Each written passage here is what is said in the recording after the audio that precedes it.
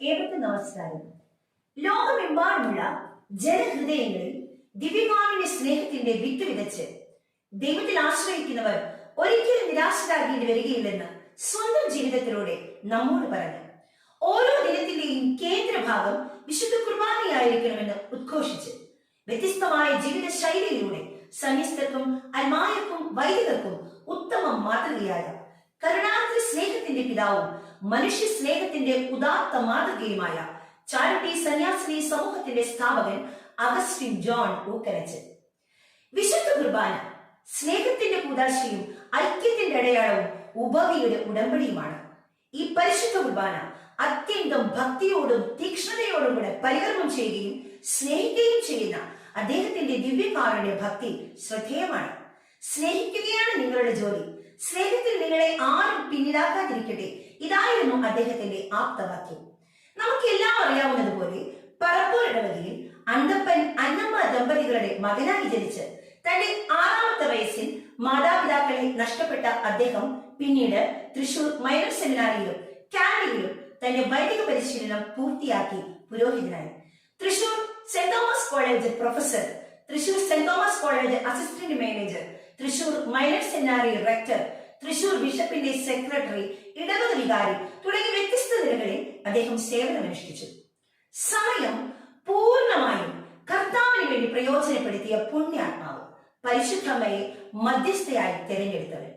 നാം അറിയാത്ത ആരും നമ്മുടെ ചുറ്റിനും ഉണ്ടാകരുതെന്ന് ആത്മാർത്ഥമായി ആഗ്രഹിച്ചുകൊണ്ട് പാവപ്പെട്ടവരിലേക്കും അശരണരിലേക്കും ഇറങ്ങിച്ചെന്ന് ആതുര ശുശ്രൂഷ രംഗത്ത് പ്രവർത്തിച്ച അദ്ദേഹത്തിൽ ആകൃഷ്ടരായ പ്രവർത്തിക്കാൻ സന്നദ്ധരായ സഹോദരിമാരെ ചേർത്തുകൊണ്ട് ജോർജ് ആലപ്പാട്ട് പിതാവിന്റെ അനുമതിയോടെ അദ്ദേഹം സ്ഥാപിച്ചതാണ് ചാരിറ്റി സന്യാസിനി സഭ.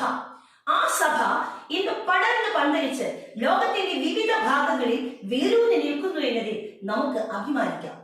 രോഗികളെ സന്ദർശിക്കുക, പാവപ്പെട്ടവന്റെ ഉന്നമനത്തിന് വേണ്ടി പ്രയത്നിക്കുക, മരണാസന്നരെ മരണത്തിനൊരുക്കുക, സ്വയം മറന്ന് മറ്റുള്ളവരിലേക്ക് ഇറങ്ങിച്ചെന്നൊരു വൈദികൻ.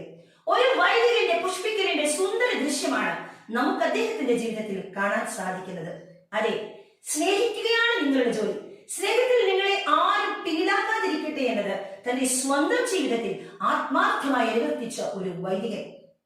തന്റെ ചുറ്റിനുമുള്ളവരിലേക്ക് ക്രിസ്തുവിനെ പകർന്നു നൽകുവാൻ വേണ്ട ശക്തി അദ്ദേഹം സംഭരിച്ചിരുന്നത് ദിവ്യ കാരുണ്യത്തിൽ നിന്നായിരുന്നു. അദ്ദേഹത്തിന്റെ ഓരോ പ്രവർത്തനങ്ങളുടെയും ആത്യന്തിക ലക്ഷ്യം വിശ്വാസ പരിശീലനം എന്നതായിരുന്നു. നാം ഓരോരുത്തരും ജീവിത പാഠങ്ങൾ ഉൾക്കൊള്ളുന്നത് ജീവിത അനുഭവങ്ങളിൽ നിന്നാണ്. ഈ സമയം ഒരു ജീവിത കഥ എന്റെ കൺമുമ്പിൽ തെളിഞ്ഞു വരികയാണ്. ബാലനായ ഒരു കുട്ടി തന്റെ അമ്മയ്ക്ക് കൊടുക്കണമെന്ന് നിഷ്കർഷിച്ചുകൊണ്ട് അധ്യാപകൻ കൊടുത്തുവിട്ട കത്ത് അവൻ തന്റെ അമ്മയെ ഏൽപ്പിക്കുന്നു. ആ കത്ത് തുറന്നു വായിക്കുന്ന അമ്മയെ നോക്കി ആ കുട്ടി ചോദിക്കുകയാണ്, അമ്മ എന്തിനാണ് അമ്മ കരയുന്നത്? ആ അമ്മ അവനോട് പറഞ്ഞു, മോനെ, നീ വളരെ മിടുക്കനും ബുദ്ധിശാലിയുമായ കുട്ടിയാണ്. പക്ഷേ നിന്നെ പഠിപ്പിക്കുന്നതിന് വേണ്ടതായ സൗകര്യം ആ സ്കൂളിൽ ഇല്ലാത്തതിനാൽ നീ വീട്ടിലിരുന്ന് പഠിക്കട്ടെ എന്നാണ് ഇതിൽ പറഞ്ഞിരിക്കുന്നത്. നാൻസി, അധ്യാപികയായ ആ അമ്മ അവനെ വീട്ടിലിരുത്തി പഠിപ്പിച്ച് വളർത്തി വലുതാക്കി. തന്റെ അമ്മയുടെ മരണശേഷം വർഷങ്ങൾക്കിപ്പുറം പഴയ റെക്കോർഡുകൾ തിരയുന്നതിനിടയിൽ ആ കത്ത് അവന്റെ കയ്യിൽ കിട്ടി. ആ കത്ത് തുറന്നു വായിച്ചവൻ പൊട്ടിക്കരഞ്ഞുപോയി. ആ കത്തിന്റെ രത്നച്ചുരുക്കം ഇതായിരുന്നു: നിങ്ങളുടെ മകൻ മനോവിഭ്രാന്തിയുള്ള ഒരു കുട്ടിയാണ്. അവനെ പഠിപ്പിക്കുന്നതിന് ഞങ്ങൾക്ക് താല്പര്യമില്ല, അതിനാൽ സ്കൂളിലേക്ക് പറഞ്ഞയക്കേണ്ടതില്ല. അധ്യാപികയായ ആ അമ്മയുടെ നിശ്ചയദാർഢ്യം വളരെ വലുതായിരുന്നു.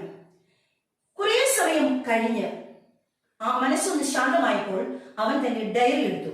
ആ ഡയറിയിൽ അവൻ ഇങ്ങനെ എഴുതി: എഡിസൺ ഒരു തലതിരിഞ്ഞ കുട്ടിയായിരുന്നു. പക്ഷേ പ്രതിഭാശാലിയായ അവന്റെ അമ്മ അവനെ വളർത്തി നൂറ്റാണ്ടിന്റെ ഹീറോയാക്കി. അതെ, ഇന്ന് നാം ജീവിക്കുന്ന ലോകത്തിന്റെ പല സുഖസൗകര്യങ്ങളുടെയും പിന്നിൽ പ്രവർത്തിച്ച കാരണക്കാരൻ, ശാസ്ത്രജ്ഞൻ, കണ്ടുപിടുത്തങ്ങൾ തന്റെ 84ാമത്തെ വയസ്സിൽ മരിക്കുമ്പോൾ 1000-ലേറെ കണ്ടുപിടുത്തങ്ങളുടെ പാറ്റന്റ് സ്വന്തമാക്കിയവൻ തോമസ് ആൽവ എഡിസൺ. തന്റെ ജീവിതത്തിലെ വിപരീത സാഹചര്യങ്ങളെ മഹത്തരമാക്കി മാറ്റിയ ഒരു വനിത, അവളായിരുന്നു നാൻസി. നമ്മുടെ ഓരോരുത്തരുടെയും ജീവിതത്തിലെ വ്യത്യസ്തങ്ങളായ വിപരീത സാഹചര്യങ്ങളെ മഹത്തരമാക്കി മാറ്റാൻ നമുക്ക് ഓരോരുത്തർക്കും സാധിക്കണം. ധന്യൻ അഗസ്റ്റിൻ ജോൺ ഊക്കനച്ചൻ തന്റെ ജീവിതത്തിലെ വിപരീത സാഹചര്യങ്ങളെ മഹത്തരമാക്കി മാറ്റിയത് ദിവ്യകാരുണ്യത്തിൽ നിന്നും ആർജിച്ച ശക്തിയിലൂടെയായിരുന്നു. ഓരോ ക്രൈസ്തവന്റെയും ഉച്ചയും ഉറവയുമാണ് പരിശുദ്ധ കുർബാന. തന്റെ ചുറ്റിനുമുള്ളവരിലേക്ക്, അവരുടെ ഹൃദയങ്ങളിലേക്ക് ഇറങ്ങി ചെല്ലുന്നതിനും അവിടെ ഒരിടം കണ്ടെത്തുന്നതിനും സാധിച്ചതുകൊണ്ടായിരിക്കണം അക്കാലത്ത് അന്നാട്ടിലെ ജനങ്ങൾ അദ്ദേഹത്തെ അച്ഛൻ തമ്പുരാനെന്നാണ് വിളിച്ചിരുന്നത്. അതുകൊണ്ട് തന്നെയായിരിക്കണം അവർ അദ്ദേഹത്തെ ജനപ്രതിനിധിയായി തിരഞ്ഞെടുത്തതും.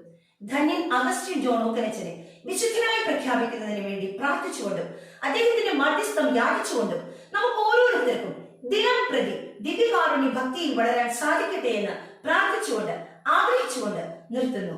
നന്ദി.